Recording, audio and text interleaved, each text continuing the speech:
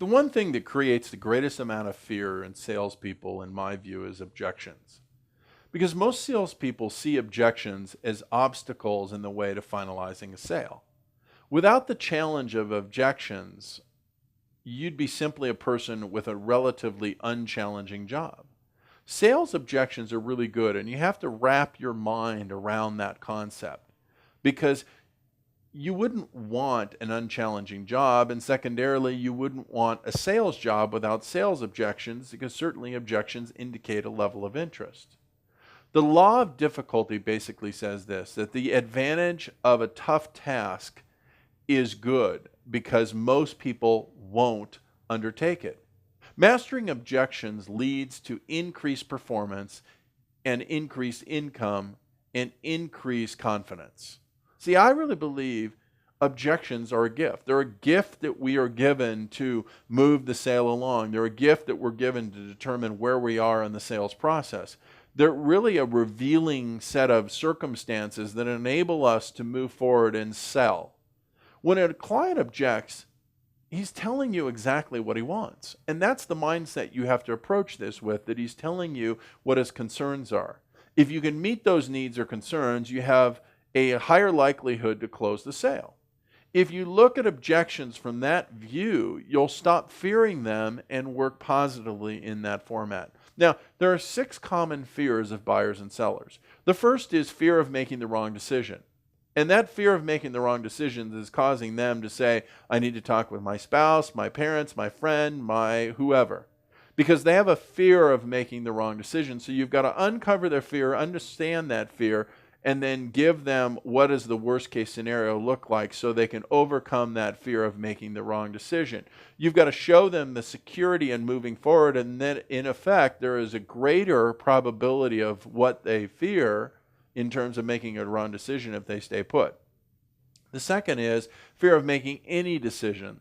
That's the let me think about it. You've got to make sure that you uncover their fear of making any decision whatsoever and give them the data they need and in the volume they need it, the frequency they need it, and the time frame they need it to make the decision, then confirm the decision is going to be made by such and such a time frame. The next is fear of change. A lot of people will fight for the status quo. We will stay with our current agent. We're going to stay in our current home. We're going to stay. We're going to stay. We're going to stay. We don't like the status quo. We don't want to change. Again, if their change or lack of change is connected to a low motivation level, you're probably not going to make a sale.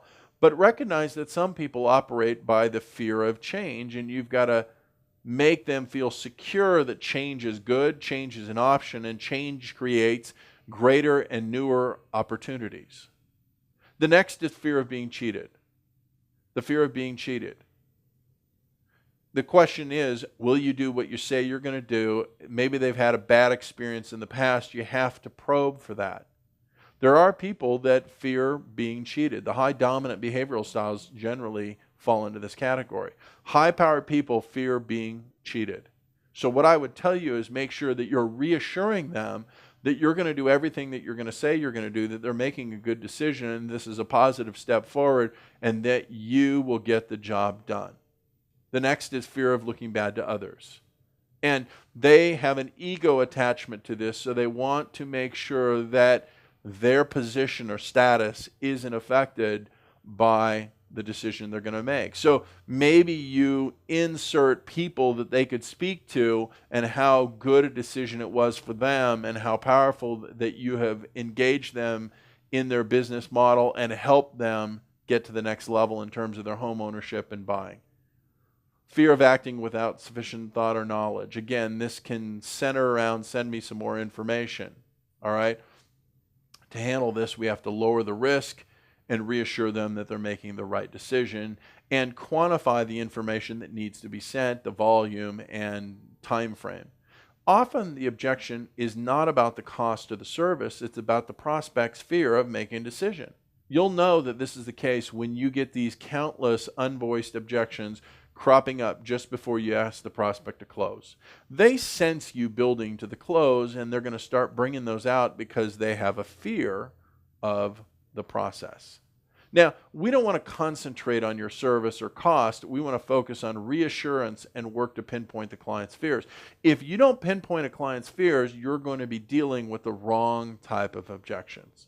Now, let me give you a couple of C's of objection handling. The first is courage. You've got to have courage. We need to have courage to persist in the face of disappointment and ask for the sale, and to suggest ideas that run contrary to maybe conventional wisdom. We have to suggest the pricing of the home, the commission structure, and hold firm in terms of that arena. Courage is not the absence of fear, it's the action in spite of one's fear. The second is communication. We've got to focus on communication, and verbal communication is one section of communication. These are the actual words and phrases you use to communicate to the prospect. Words carry the least amount of weight. They carry 7% of the weight. They don't convey the complete story. Selecting your words appropriately is critical, and knowing the words is absolutely hypercritical. But the words only carry 7%. The vocal, that's the tone and the pace of your delivery, that carries more weight than the words, and that's 38%.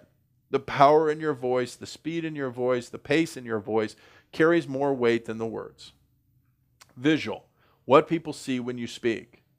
Whether that visual is on the phone, standing up, prospecting, encouraged, dealing with overcoming objections and challenges that people place in front of you, or it's face-to-face live in front of the prospect, your body language subtly conveys how you perceive yourself and how you perceive your service and the value of your service.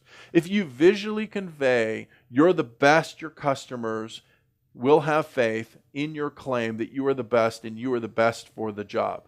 That visual carries 55%. The salesperson who exudes confidence and excitement will generate the same feeling in their customers and enable you to convert and build more business. Now, recognize I said words was 7%. If you're stumbling and don't know the words to say in objection handling situations, it's very difficult for you to focus on tonality or body language during the course of your presentation. You will be reaching and thinking about the words rather than the speed or the tonality or conviction in your tone or the body language that you convey when you're delivering the words, and the strategy behind that body language. So, ladies and gentlemen, make sure you understand that words are critical. They may only carry 7%, but if you don't have those mastered, you won't be able to focus on tonality and body language. The third C is confidence. When your confidence goes up, your competence goes up at the same time.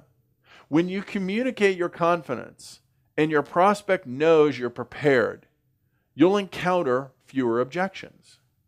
When they see you walk in confidently that you own the place and should be the listing agent, they will prepare fewer objections for you.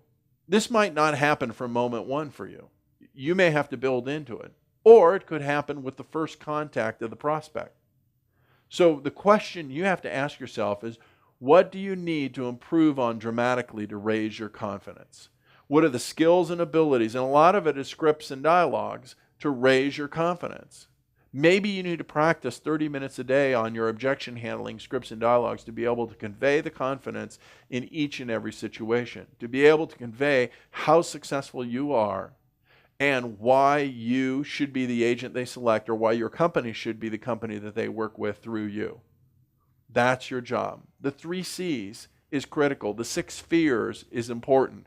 Make sure that you understand each one of those, and as you're selling to the prospect, make sure that you're evaluating if there's a hesitation, which one of the 6 fears that they're encountering right now or that they're feeling right now. Which one of the 3 C's are you having problems with this prospect to get them over the hump in terms of objection handling? Make sure that you focus on those, and then innately they'll become automatic. You'll be able to recognize them very quickly and easily in your sales process. That will speed up your delivery and convertibility of the clients and prospects you're working with.